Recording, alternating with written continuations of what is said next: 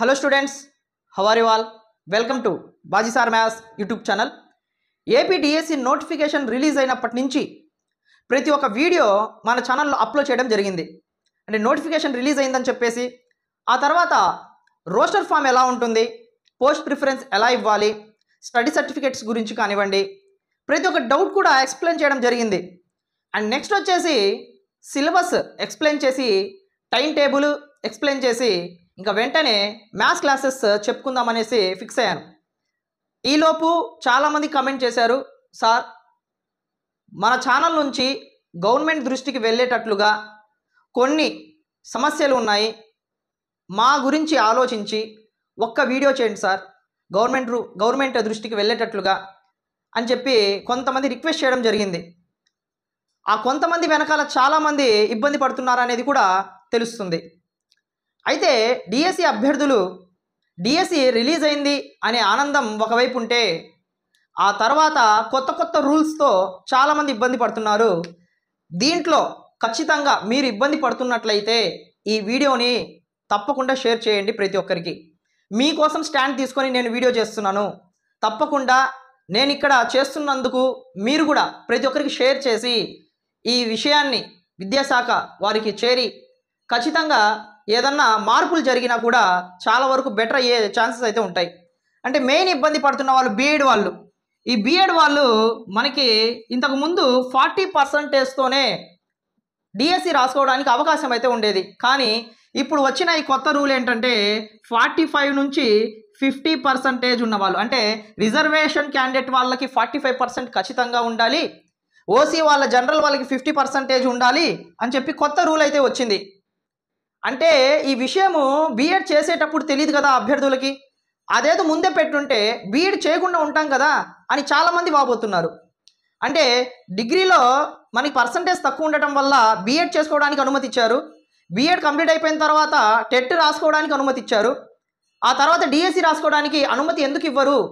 ఇదంతా మేము కంప్లీట్ చేసింది డిఎస్సి రాసుకోవడానికే కదా, మరి బీఎడ్ కంప్లీట్ చేసి టెట్ కంప్లీట్ చేసి ఇంట్లో కూర్చోవడానికా అని చాలామంది వాపోతున్నారు. దీని గురించి విద్యాశాఖ వారు మన ఛానల్ నుంచి చిన్న రిక్వెస్ట్ ఏంటంటే దీని గురించి కొంచెం ఆలోచించి దీన్ని సడలించాల్సిందిగా కోరుతున్నాము. సో ఇంతకుముందు 40% ఏదైతే ఉందో ఇది కంటిన్యూ చేయాల్సిందిగా చాలామంది డిఎస్సి అభ్యర్థులు ఇబ్బంది పడుతున్నారు అండ్ రిక్వెస్ట్ చేస్తున్నారు. ఈ విషయం మీ దాకా ఎలా చేరాలి ఆ వే కూడా పాపం వాళ్ళకి తెలియట్లేదు, ధర్నా చేస్తున్నారు. కానీ వాళ్ళ ఇంటెన్షన్ ఏంటంటే ఫైనల్గా ఈ 40% నుండి 45% లోపు ఎవరైతే ఉన్నారో వాళ్ళు అన్యాయం అయిపోతున్నారు. ఈ ఒక్కసారికి ఆలోచించి ప్రతి డిసిజన్ తీసుకోవాల్సిందిగా కోరుకుంటున్నాము. ఆ తర్వాత వచ్చేసి ఏజ్ రిలాక్సేషన్. మనకి దాదాపుగా 6-7 ఇయర్స్ తర్వాత వచ్చిన డిఎస్సి కాబట్టి చాలామంది ఏజ్ అనేది కంప్లీట్ అయిపోయి వెళ్ళిపోయింది. సో ఏజ్ రిలాక్సేషన్ 47 ఇయర్స్ వరకు పెంచవలసిందిగా కూడా చాలామంది అభ్యర్థులు రిక్వెస్ట్ చేస్తున్నారు. ఈ విషయాన్ని కూడా మీరు పరిగణనలోకి తీసుకొని ఒక డిసిజన్ అనేది పాస్ చేయాల్సిందిగా కోరుతున్నాను. అండ్ ఆ తర్వాత మనకి నార్మలైజేషన్. ఈ నార్మలైజేషన్ ఎందుకు వస్తుందంటే డిఫరెంట్ షిఫ్ట్స్లో పెట్టడం వల్ల వస్తూ ఉంటుంది. కానీ ఈ డిఫరెంట్ షిఫ్ట్లో పెట్టడం వల్ల, నార్మలైజేషన్ వల్ల చాలామంది విద్యార్థులు ఎవరైతే బాగా కష్టపడి చదువుతున్నారో వాళ్ళల్లో కొంతమందికి ఇబ్బందికరంగా మారింది. ఒక్కరికి ఇబ్బందికరంగా మారినా, ఒక్కరికి జాబ్ మిస్ అయినా కూడా అది ఒక జీవితానికి సంబంధించింది. ఎవరైతే లాస్ అయ్యారో, ఎవరైతే ఇబ్బంది పడుతున్నారో ఆ విషయం వాళ్ళకి మాత్రమే తెలుసు. ఈ వీడియో చూస్తున్న వాళ్ళలో కూడా ఆల్రెడీ ప్రీవియస్లో కూడా జాబ్ మిస్ అయిన వాళ్ళు కూడా చూస్తూ ఉండొచ్చు కూడా. తప్పకుండా ఈ వీడియోని షేర్ చేయండి. సో వాళ్ళు వచ్చేసి ఒకే పేపర్ ఒకే జిల్లా, అంటే ఒక జిల్లాకి ఒకే పేపర్ ఉండటం వల్ల నార్మలైజేషన్ అనేది పెట్టాల్సిన అవసరం లేదు. నార్మలైజేషన్ పెట్టకపోతే అప్పుడు ఏమవుతుంది, ఎవరైతే కష్టపడి చదివాడో వాడికి మాత్రమే జాబ్ రావడానికి అవకాశం ఉంటుంది. అప్పుడు కష్టపడి చదివిన వ్యక్తికి అన్యాయం జరగకుండా ఉంటుంది. సో ఈ విషయము చాలామంది అడుగుతున్నారు, సార్ మేము ఎప్పటి నుంచో కష్టపడి చదువుతున్నాము, ఒక జాబ్ పోవడానికి 0.5 కూడా చాలా కీల్ రోల్ అనేది ప్లే చేస్తుంది. సో ఆ పాయింట్స్లో వచ్చే మార్క్స్ వల్ల కూడా జాబ్ పోయిన వాళ్ళు చాలామంది ఉన్నారు. అదే నార్మలైజేషన్ జరగకుండా ఒక జిల్లాకి ఒకే పేపర్ పెట్టినట్లయితే ఎవరైతే కష్టపడి చదువుతారో వాళ్ళకి మాత్రమే జాబ్ రావడానికి అవకాశం ఉంటుంది కదా. ఈ విషయాన్ని గురించి కూడా కొంచెం మాట్లాడండి సార్ అని చెప్పేసి చాలామంది కామెంట్ చేశారు. సో ఈ విషయాన్ని కూడా పరిగణలోకి తీసుకోవాల్సిందిగా కోరుతున్నాము.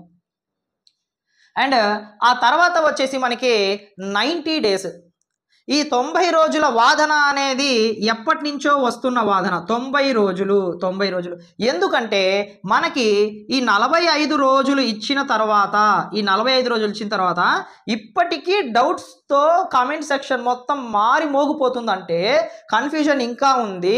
ఇప్పటికే మనకి 3 to 4 డేస్ కంప్లీట్ అయిపోయింది, ఇంకా మిగిలింది 40 రోజులు మాత్రమే. చూస్తుండగానే రోజులు గడిచిపోతున్నాయి. ఈ స్టడీ సర్టిఫికేట్స్, ఈ వాదనలు, ఈ మనకి పర్సంటేజ్ తగ్గించడము, ఇక్కడ ఏజ్ గురించి మాట్లాడడము, వీటి గురించే అభ్యర్థులు ఆలోచిస్తూ చదువు మీద కాన్సన్ట్రేషన్ చేయలేకపోతున్నారు. ఒకవైపు టైం మాత్రం అయిపోతూ ఉంటుంది. సో మనకి డిఎస్సి రిలీజ్ అయిన ఆనందంలో మనకి ఇక్కడ పర్సంటేజ్లకి, ఇక్కడ ఏజ్కి సంబంధించి మాట్లాడుకునే లోపే టైం మొత్తం అయిపోతుంది. కాబట్టి మాకు కుదిరితే 90 రోజులు మనకి స్పెండ్ చేసి ఇవ్వగలిగితే మాత్రము తప్పకుండా ప్రతి ఒక్కరూ కష్టపడి చదవడానికి అవకాశం ఉంటుంది. ఇన్ని రోజులు మీరు ఛాన్స్ ఇచ్చారు, కాదనట్లేదు. కానీ మేము నిరుపేద కుటుంబంలో నుంచి చాలామంది ఉన్నాము. మేము ఒక పని చేసుకుంటే తప్ప మాకు ఇల్లు గడవని పరిస్థితిలో కూడా ఉన్నాము. సో మా గురించి కూడా ఆలోచించండి. ఇప్పుడే మేము మాకున్న ఏదైతే ప్రైవేట్ సెక్టార్లో చేసుకుంటున్నామో దాన్ని వదిలేసి ప్రిపేర్ అవ్వడానికి వచ్చిన ఆల్రెడీ మనకి ప్రిపరేషన్ మేము కంప్లీట్ చేసుకున్నాం, కాదనట్లేదు. అట్లీస్ట్ రివిజన్ కోసమైనా మనకి 90 రోజులు కావాలి కదా. సో అందుకని అడుగుతున్నాము. రాక వచ్చిన డిఎస్సి కాబట్టి మా గురించి కూడా కొంచెం ఆలోచించండి అని చాలామంది కమెంట్ చేస్తున్నారు. సో ఈ విషయం గురించి కూడా మాట్లాడమని అన్నారు కాబట్టి ఖచ్చితంగా ఈ విషయం గురించి కూడా నేను మాట్లాడడం జరిగిందనమాట. ఆ తర్వాత వచ్చేసి ఎడిట్ ఆప్షన్. చాలామంది అడుగుతుంది ఎడిట్ ఆప్షన్. ఈ ఎడిట్ ఆప్షన్ గురించి కూడా మీరు పరిగణలోకి తీసుకోవాల్సిన అవసరం అయితే దాదాపుగా ఉంది. ఎందుకంటే కొన్ని లక్షల మంది మనకి నోటిఫికేషన్ రిలీజ్ అయిన వెంటనే ముందు వెనక ఆలోచించకుండా చాలామంది సగం నాలెడ్జ్తో అప్లై చేయడం జరిగింది.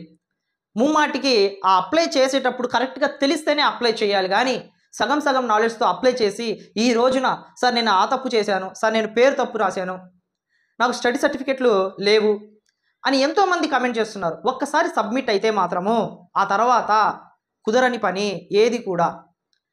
అయినప్పటికీ చాలామంది ఇప్పటికీ ఇబ్బంది పడుతున్నారంటే ముమ్మాటికి ఒక్కసారి మీరు ఆలోచించాల్సింది అప్లై చేసే ముందు.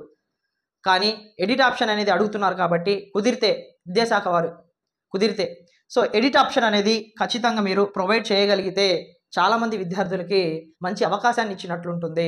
వాళ్ళకి ఏదైతే తప్పులు జరిగాయో ఆ తప్పుల్ని రెక్టిఫై చేసుకొని, అంటే పేర్లు ఒకవేళ పేరు ఉంది, ఆ పేరులో వి అనే లెటర్, ఎస్ అనే లెటర్ ఏదో ఒకటి మిస్ అయింది, సో ఆ లెటర్ మార్చుకోవడానికి కానివ్వండి. ఒకవేళ డేట్ అనేది మిస్ అయింది, అలాంటివి మైనర్ మిస్టేక్స్ కొంతమంది చేస్తున్నారు. వాళ్ళందరూ కూడా కమెంట్ చేస్తున్నారు, సార్ మేము ఇలాంటి చిన్న మిస్టేక్స్ చేస్తున్నాం, ఏమైనా ప్రాబ్లం అవుతుందా, హాల్ టికెట్ వస్తుందా రాదా, మనకి అసలు రిజెక్ట్ అవుతుందా, ఏంటో అర్థం కావట్లేదు అని చాలామంది ఇబ్బంది పడి అదే ఆలోచనతో ప్రిపేర్ అవ్వకుండా ఉంటున్నారు. సో ఈ ఎడిట్ ఆప్షన్ గురించి కూడా కొంతమంది ఇబ్బంది పడుతున్నారు కాబట్టి సో దీని గురించి కూడా విద్యాశాఖ వారు కొంచెం ఆలోచించి పట్టించుకోవాల్సిందిగా మన ఛానల్ నుంచి రిక్వెస్ట్ చేస్తున్నాము. అండ్ వివాహమైన మహిళలు అంటే మ్యారేజ్ అయిన క్యాండిడేట్స్ ఎవరైతే ఉన్నారో, ఫీమేల్ క్యాండిడేట్స్, వాళ్ళకి చాలామంది ఆధార్లో ఏదైతే ఉందో వెంటనే దాన్ని అప్లై చేసేసారు, యాజ్ పర్ ఆధార్ ఉందని. కాబట్టి ఆ తర్వాత మళ్ళీ పేపర్లో రిలీజ్ అయింది, as per 10th class certificate ప్రకారంగానే, మార్క్ లిస్ట్ ప్రకారంగానే అప్లై చేయండి అని చెప్పడం ద్వారా ఆ తర్వాత మంది మొత్తం కూడా 10th ప్రకారంగానే అప్లై చేశారు. కానీ ముందు అప్లై చేసిన చాలా వేల మంది కూడా ఇప్పటికి ఇబ్బంది పడుతున్నారు. సో వాళ్ళు యాజ్ పర్ 10th లాగా మార్చుకోవడానికి అవకాశం. సో ఈ చిన్న అవకాశాలు అన్నీ కూడా ప్రభుత్వం వారు పట్టించుకొని కొంచెం మీరు మంచి హృదయంతో ఆలోచించి మా తరపు నుంచి, మా సబ్స్క్రైబర్స్ తరపు నుంచి, చాలామంది డిఎస్సి అభ్యర్థుల తరపు నుంచి చిన్న రిక్వెస్ట్ ఏంటంటే వీటన్నిటి గురించి మీరు పట్టించుకొని చిన్న పరిష్కారం చూపించగలిగితే చాలామంది జీవితాలకి మంచి ఉపయోగం కలుగుతుందని అనుకుంటున్నాము.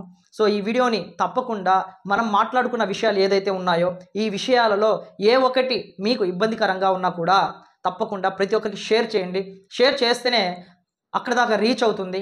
సో మీకోసం నేను స్టాండ్ తీసుకున్నందుకు కూడా ఉపయోగకరంగా ఉంటుందనేది నా ఒపీనియన్. వీడియోని ఫస్ట్ టైం చూసేవాళ్ళు తప్పకుండా మన ఛానల్ని సబ్స్క్రైబ్ చేసుకుని ఫాలో అవ్వండి. ఫర్దర్గా ఏ వీడియో కూడా మీరు మిస్ అవ్వకుండా ఉంటారు. వీడియోని లైక్ చేయడం చాలామంది మర్చిపోయి ఉంటారు. వీడియోని లైక్ చేసి వెళ్ళండి. నెక్స్ట్ వీడియోలో తప్పకుండా ఇంకా ఇదే లాస్ట్ వీడియో సిలబస్ చెప్పి ఆ తర్వాత మనము మ్యాథ్స్ వీడియోస్ అనేది ఇంకా కంటిన్యూ చేసేసుకుందాం. Thank you so much.